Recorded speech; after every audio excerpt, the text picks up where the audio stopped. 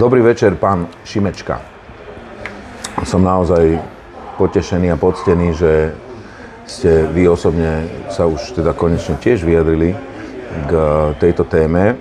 Akurát bohužiaľ musím konštatovať, že ako aj väčšina vášho publika, tak ani vy ste nepochopili to, čo som ja vo svojom videu povedal, alebo možno to nebola celkom vaša chyba a videli ste len výstrih pani Terekovej, ktorá nedala veci v kontexte a vybrala si z toho len to, čo tak najlepšie zaznie a to, na čo sa dá najlepšie chytiť. Tak ešte raz a pomaly. Mladý pán. Bez toho, aby ktokoľvek z istej skupiny ľudí počul čo i len tón z novej úpravy, začali sa množiť a šíriť veľmi negatívne, nenávistné komentáre smerom k tomu, ako tá úprava bude vyzerať.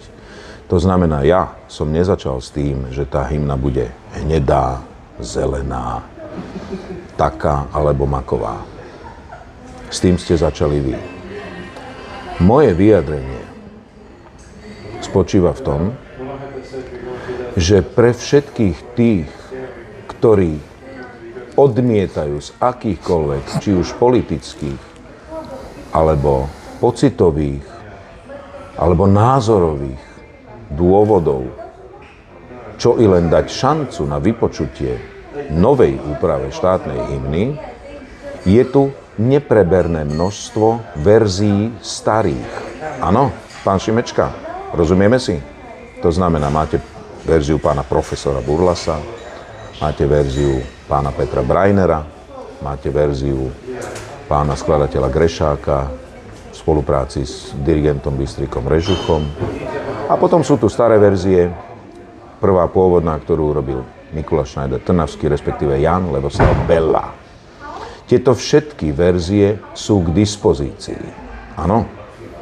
To znamená, moje vyjadrenie zjednodušene znie tak, všetci máte slobodnú voľbu si vybrať, ktorú verziu hymny budete vo voľnom čase počúvať.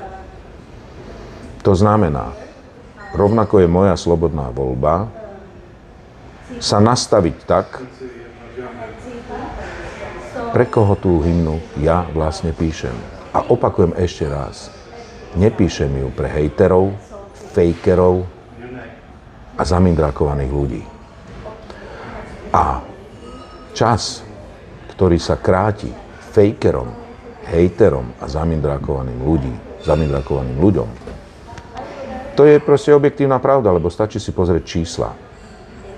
Takže snáď sme to dokázali nejakým spôsobom vykorigovať. Silne pochybujem o tom, že hoci ktoré z vami protežovaných médií budú ochotné túto informáciu skorigovať. Ani s tým nepočítam. Začali sa množiť výhražné útoky. S tým asi bolo nutné počítať.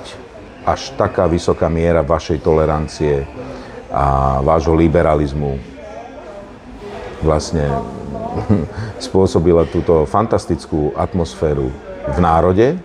Ste za to spolu zodpovední aj vy. A ja vám želám pekný večer.